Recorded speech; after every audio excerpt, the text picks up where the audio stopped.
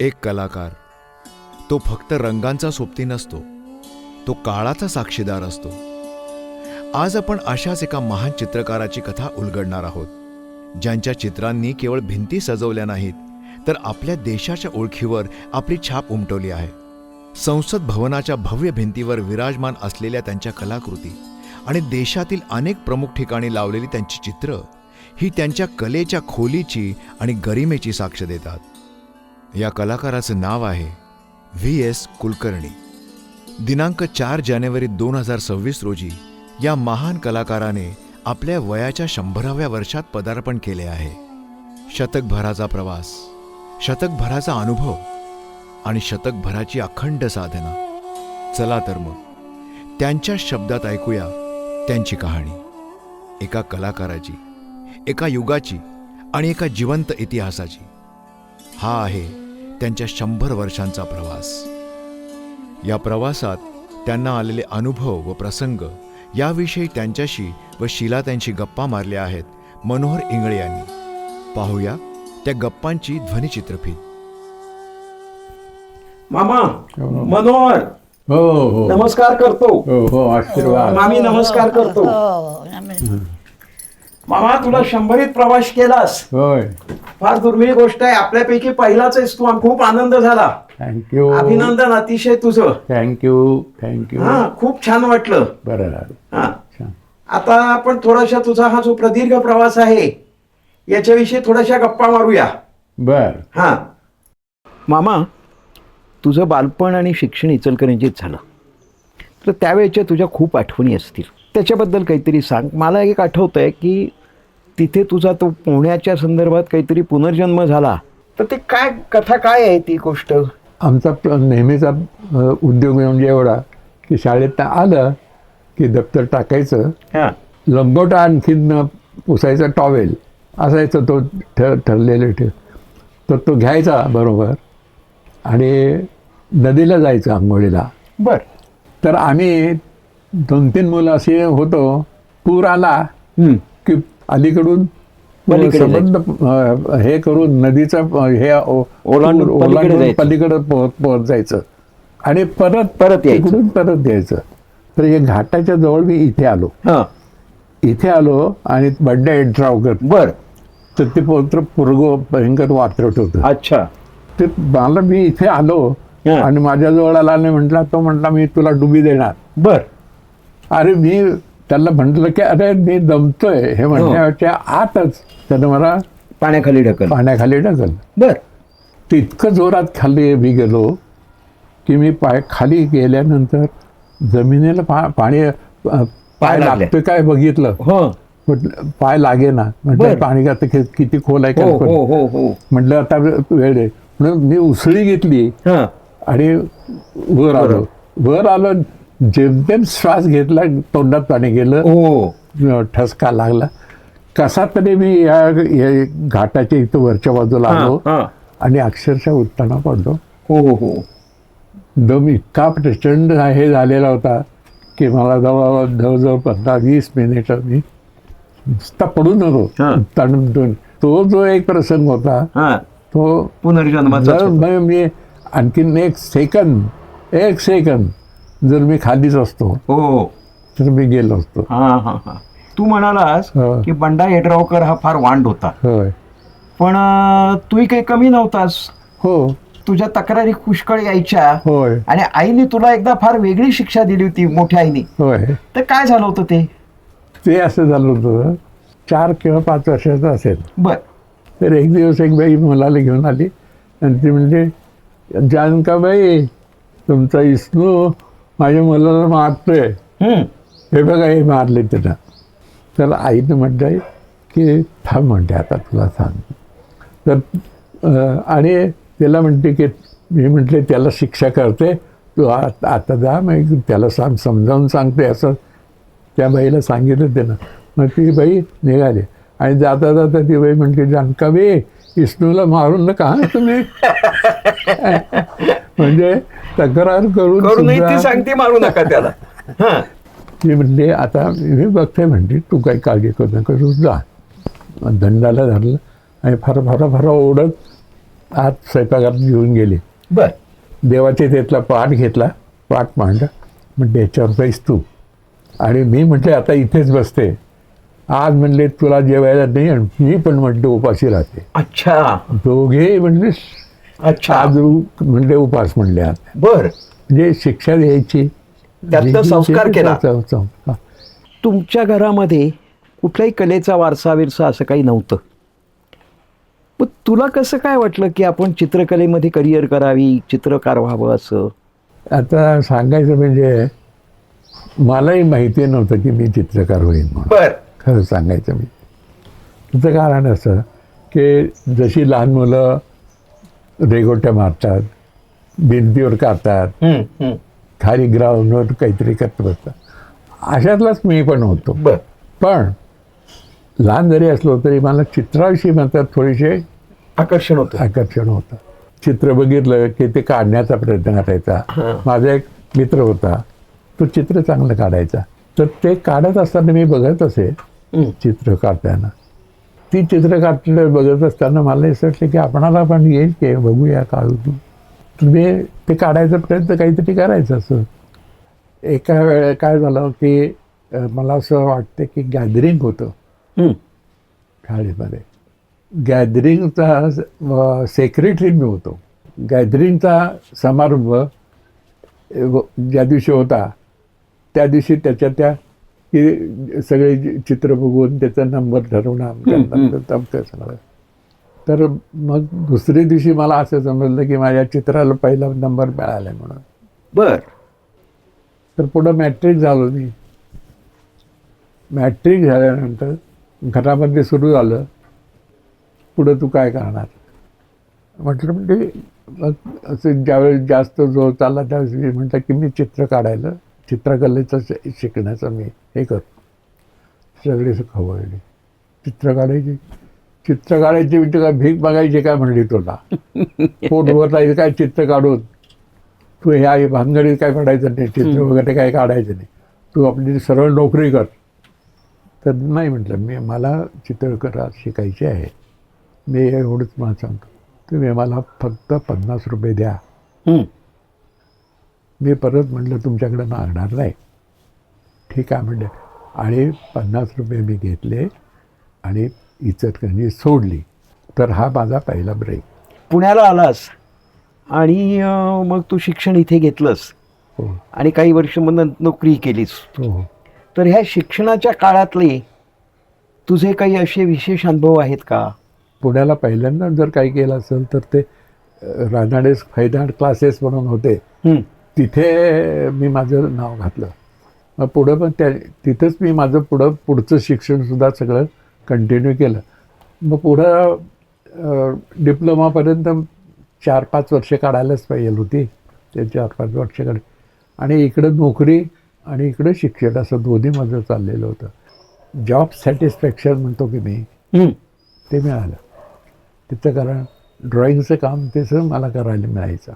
म्हणजे जे इकडे शिकत होतास तेच तिकडे थोडं तुला मिळत होतं. म्हणजे तो फायदा मला झाला. तुला एका नोटेच्या डिझाईन करता काहीतरी बक्षीस मिळालं होतं?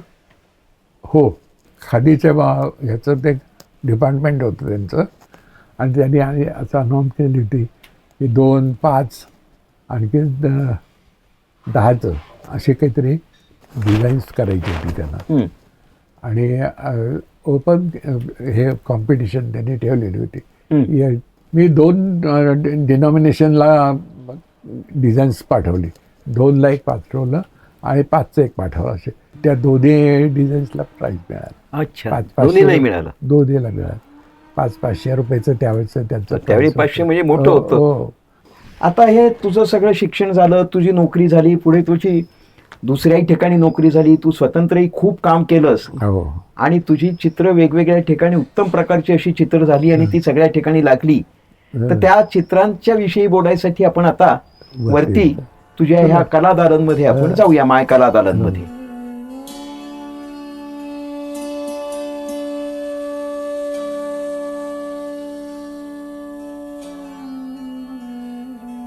मामा, हो. आता आपण माय कलादालनमध्ये आलो आहोत बरं. आणि समोर तू काढलेलं सत्तांतराचं छोटं चित्र लावलेलं होय आहे. होय होय हे चित्र म्हणजे तुझ्या करिअर मधला एक माइलस्टोन आहे. माइलस्टोन आहे खरं आहे. विरंगुळा म्हणून सुरू केलेलं चित्र होय, होतं होय, होय. आणि आज ते पार्लमेंटमध्ये लागलेलं आहे. होय. तर हे कसं काय झालं, म्हणजे विरंगुळा म्हणून सुरू केलंस, हे चित्र काढावं असं तुला कसं वाटलं, याच्याविषयी जरा थोडं सांग ना. विरंगुळा म्हणजे कसं माहिती आहे का, 91-92 सालला मी आजारी होतो. हां. माझं ऑपरेशन झालं तर त्यावेळेस मला तिथे डॉक्टर मायदेव म्हणून होते. हो. ते म्हणाले की आता हे ऑपरेशन केलेलं आहे, आता ह्याच्यापुढं तुम्हाला त्रास होणार नाही, हम्म. पण काही थोडे दिवस तुम्ही बाहेर जाऊ नका, इन्फेक्शन होण्याची शक्यता आहे. हम्म. म्हणून मी घरीच राहतो. पण आता मग घरी राहिल्यानंतर म्हटलं नुसतंच घरी राहून काय करायचं, बसायचं. हो. तर आपण एक चित्र तयार करावं. तर मला हा सब्जेक्ट सुटला, कारण ह्याच्यामध्ये पोर्ट्रेट्स खूप आहेत. हम्म. म्हणजे त्याच्यामध्ये आपला बराच वेळ जाईल. रेफरन्स काहीतरी पाहिजे होता ना, हो. तर तो रेफरन्स मी बर्वे, सुभाष बर्वे, हो, सुभाष बर्वे. हां, तर ते दिल्लीला जाणार होते. हम्म. तर त्यांना मी रिक्वेस्ट केली की म्हटलं तुम्ही ते आता चाललेलं आहे दिल्लीला, तर म्हटलं तुम्ही दिल्लीला ह्या संदर्भामध्ये तुम्हाला रेफरन्स कुठे मिळेल काय बघा. तर त्यांना तसे मिळाले 7-8 फोटोग्राफ त्यांनी आणले आणि मग त्या फोटोचा आणखीन ह्याचा रेफरन्स घेऊन पुढं मी हे चित्र सुरू केलं करायला. हे चित्र तयार झाल्यानंतर कसं दिसेल हे माझ्या डोळ्यासमोर होतं आणि त्याप्रमाणे मग मी पेंटिंग ते करत गेलो. पुष्कळ लोकांनी पाहिलं ते, बरं पुष्कळ लोकांनी, आणि प्रत्येकाला असं वाटायचं की हे चित्र एक तर पार्लमेंटच्या कुठेतरी ह्याच्यामध्ये लागावं किंवा राष्ट्रपती भवनमध्ये कुठेतरी लागावं असं प्रत्येकाचं मत पडत होतं, पण कोणीही इनिशिएटिव्ह येत नव्हतं. पण पुढं काय झालं की वाजपेयी गव्हर्नमेंट आलं.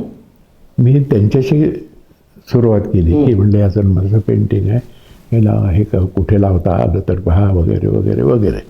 आणि मग आम्ही असं ठरवलं की त्यांना जाऊन भेटायचं राम नाईकांना. तर मग मी हे सगळं ते आधीचा करतोंडून सगळा घेतला, बरोबर फाईल होती ती, माझा अल्बम घेतला सगळा मी केलेल्या पेंटिंगचा आणि याचं हे चित्र पण घे. त्याने ते सगळं पाहिलं आणि ते म्हणलं की ही फाईल माझ्याकडे मी ठेवतो. आणि एक दिवस पार्लमेंटमधून फोन आला. अच्छा. हां, तुमचं पेंटिंगचा फोटोग्राफ आम्ही पाहिलेला आहे याचा नसं, पण प्रत्यक्ष पेंटिंग पाहण्याकरता आमचे 2 ऑफिसर्स येतील. तर ते 2 ऑफिसर्स आले. त्यांनी पाऊल टाकलं आणि त्याने बघितल्यानंतर आश्चर्य वाटलं त्यांना.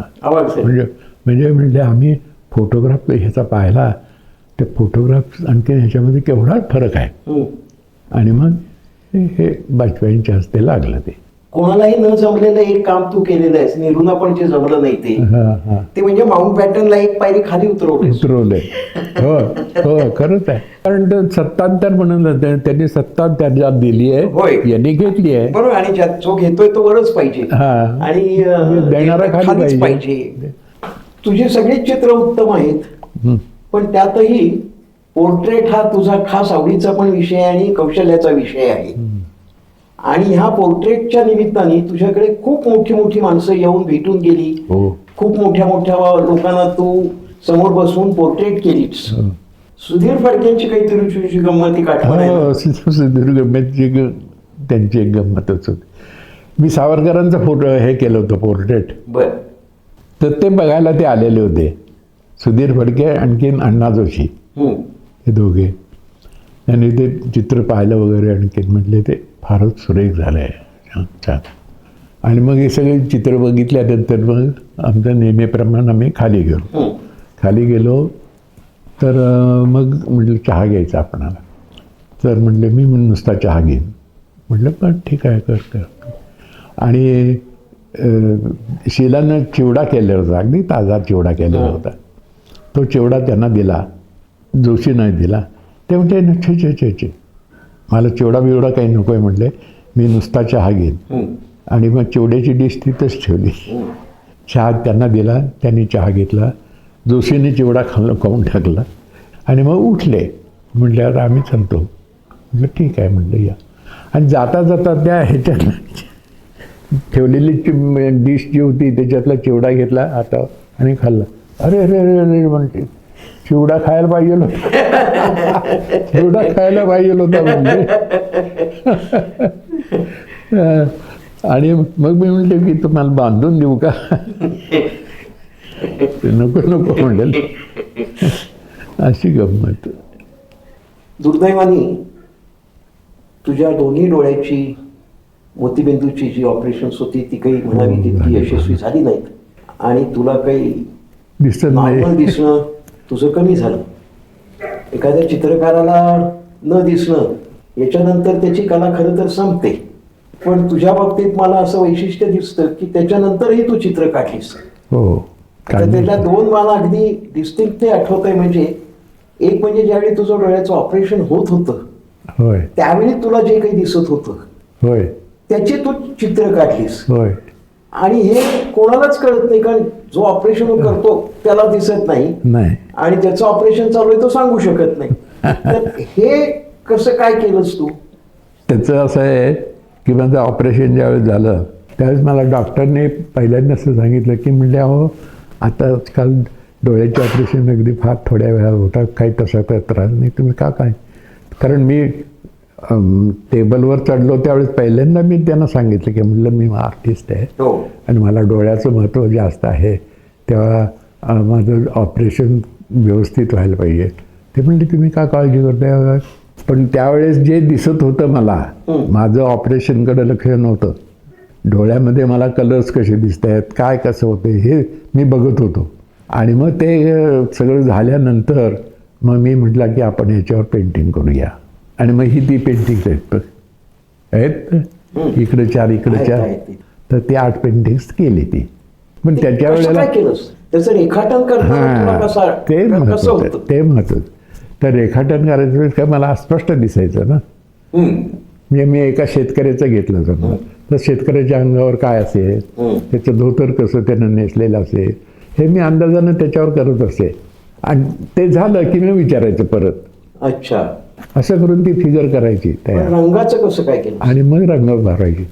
रंग भरायचे म्हणजे आता मला एक माझ्या अंदाजाने ट्यूब्स मी घ्यायचं, आणखीन विचारायचं की ही ट्यूब कुठली आहे सांग. असं करून 2-3 रंग मी काढून मग मला पाहिजे तसं तो मिक्स करून घेऊन यायचं की पेंटिंगला सुरुवात करायची. आता एवढी मोठी तुझी करिअर झाली, अनेक मान सन्मान तुला मिळाली, खूप चांगली चांगली पोर्ट्रेट केलीस, लँडस्केप केली, सगळं केलं. हे सगळं करताना तुझा अत्यंत समाधानाचा कुठला प्रसंग? आता समाधान म्हणजे सगळी चित्र करताना मला समाधानच होतं. तर हे चित्र केलं ना, हां हे चित्र केलं त्यावेळेस मला तिथं लागलेल्याचं समाधान झालं. हां की मला असं वाटलं की प्रॉपर ठिकाणी गेलं. म्हणजे मुलगी चांगल्या घरी पडल्याचा आनंद तुला झाला थोडक्यात. अगदी की मुलीला योग्य घर मिळालं, योग्य सासर घर, मिळालं, अगदी. त्याचा आनंद तुला झाला. तो सगळ्यात झाला. खूप झाला. आता या सगळ्या तुझ्या करिअरमध्ये मामींची साथ फार मोठी होती. हो खूप मोठी खूप तर- मोठी खूप मोठी. त्याच्याविषयी काय सांगशील तू? मी तुला सांगू का की मी केव्हाही माझ्या कामाला मी बसलो ना तरी मला कधी डिस्टर्ब केला नाही. हे सगळ्यात महत्त्वाचं असतं. हो हे सगळ्यात महत्त्वाचं आहे. दुसरी गोष्ट, आता माझ्याकडे हे लोक यायचे, त्यांना रिसीव करणं किंवा खाली गेल्यानंतर चहा पाणी त्यांचं हो, सगळं ते महत्त्वाचंच करायचं, होतं. हे महत्त्वाचं होतं. होय होय. तर आम्ही इथं सगळे बघायचे नुसते, आम्हाला काहीच नाही. आणि खाली गेल्यानंतर तयार नुसते मिळायचे. तयार. म्हणजे माझं थोडक्यात सांगायचं म्हणजे सगळं करिअर तिनं माझं केलं म्हटलं तरी चालेल. होय होय अगदी. हां. ही खरी पावती आहे त्यांच्या सहकार्याला. हां अगदी. ऑपरेशन झाली तुझी बरीच, डोळ्याचंही तुझं सगळं हे झालं. म्हणजे या एवढ्या सगळ्या निगेटिव्ह गोष्टी होत असतात, हो हो. मानसिकदृष्ट्या शारीरिकदृष्ट्या त्रास होत असताना तू स्वतः एवढा पॉझिटिव्ह कसा आहेस, इतका सकारात्मक कसा काय आहेस? तर मी कुठे राहतो? सहकारनगर. सहकारनगर. सहकारनगरमध्ये कुठे? उसिका. उसिका. उसिका म्हणजे कोणाचा? त्याचा. त्याचा म्हणजे परमेश्वराचा. होय. म्हणजेच भगवंताचा.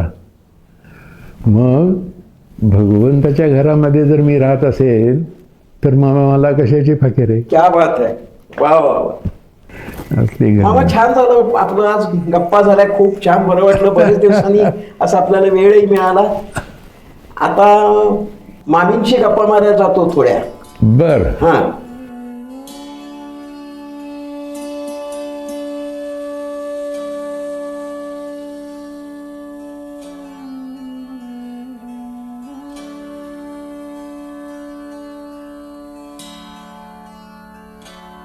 हां मामी, कलाकार हा मनस्वी असतो, कलंदर असतो, विक्षिप्त असतो असं म्हटलं जातं. मामाबरोबरच्या तुमच्या प्रदीर्घ अशा सहजीवनामध्ये तुम्हाला मामाचा काय अनुभव आला? नाही, विक्षिप्तपणा आणि हे मला अजिबात माहीत नाही. त्यांना प्रवासाची ते खूप आवड आहे. त्यामुळे त्यांनी वर्षातून एकदा प्रवास करायचा असं ठरवलं होतं. कारण एकदाच एकटे गेलेत, कुठं हिंडलेत पिंडलेत असं मनस्वी त्यांचं चरित्र नाही आहे. घरच्यांचा विचार करून ते सगळं करतात. बरं. संपूर्ण भारत पाहिला, अंदमान निकोबार पाहिलं, थायलंड पाहिलं, भूतान पाहिलं. हो. या सगळं प्रवासात आम्हाला खूप आनंद मिळाला आणि अनुभवही चांगले आले. आणि एवढंच नव्हे तर पुढच्या वाटचालीसाठी एक प्रकारची ऊर्जा मिळाली. मामाला त्या चित्राबद्दल पार्लमेंटला लागल्याबद्दल सरकारने 5 लाख रुपये दिले. त्याचा चित्रकार VS कुलकर्णी ट्रस्ट केला. त्या ट्रस्टबद्दल काही माहिती सांगता का? ते 5 लाख मिळाले हे जेव्हा ठरलं मिळणार म्हणून, तेव्हा यांनी सांगितलं की चित्रकाराच्यासाठीच त्याचा हे विनियोग करायचा. कारण चित्रकाराला समाजामध्ये जे नृत्य, संगीत, नाट्य यांना जे मानाचं स्थान आहे, समाजामध्ये आहे, राजदरबारी आहे सगळीकडं, तसं चित्रकाराला नाही आहे. म्हणून त्यांनी असं ठरवलं की चित्रकाराचा गौरव करायचा. आणि म्हणून चित्रकार गौरव समारंभ सुरू केला. 2001 पासून सुरू केला. आणि त्याचं आत्ताचं स्वरूप आहे की चित्रकाराला 25,000 रुपये देतो. आणि सामाजिक संस्थांना पण आपण हां, सामाजिक संस्था. कारण त्यावेळेस एक असा विचार आला की समाजाला घडवण्याचं आणि शिक्षण देण्याचं काम सामाजिक आणि शैक्षणिक संस्था करत असतात. तेव्हा आपण त्यांना पण काहीतरी देऊया. हा विचार पुढे आल्यावर सगळं मान्यता पावली. आणि म्हणून मग त्या ह्याच्यातून सामाजिक संस्था, शैक्षणिक संस्था हुडकून त्यांना कृतज्ञता निधी दिला जातो. त्यांना देणगी म्हणून नाही, त्यांच्या कामाप्रती कृतज्ञता म्हणून दिली जाते. तो कृतज्ञता शब्द फार मला चांगला वाटतो की हे काही आपण त्यांना मदत किंवा उपकार करत नाही, तर त्यांच्याविषयी आपण कृतज्ञता दाखवतो आहोत. हे मला फार महत्त्वाचं वाटतं. चित्र काढायला बसला मामा, तर त्यावेळी समजा कोणी आलं, तुम्ही गेलात, तर काही वेगळं वागणं असतं का? मग्न असतो ज्यावेळी त्याच्यामध्ये त्याचं सगळं लक्ष चित्रात असतं, त्यावेळी जर कोणी का आलं किंवा त्यांना ते आवडत नाही. कारण काय आहे, ते एकरूप झालेले असतात आणि मग त्यांना डिस्टर्ब अजिबात आवडत नाही. इवन ते वर कामाला पूर्वी जायचे ना, तेव्हा मी सुद्धा त्यांचं झाल्यावर ते येतील तेव्हाच आम्ही जेवण करायचं. मी कधी त्यांना डिस्टर्ब केलं नाही. त्यांना ते आवडत नाही. मामाच्या आवडीनिवडी काय आहेत? त्यांना जे उत्तम आहे ते आवडतं. म्हणजे खाण्याच्या पदार्थापासून नीटनेटकेपणापासून सगळं त्यांना उत्तम लागतं. मामी, आता इतक्या वर्षात मामाचे काही गमतीदार असे प्रसंग, हास्यास्पद काही, हसण्यासारखं काही झालं असेल की नाही? एकतर काय आहे, त्यांना प्रसिद्धी आवडत नाही. म्हणजे ते अगदी जाणून बुजून राम राहिला ना. त्याचं एक उदाहरण म्हणजे एकदा ते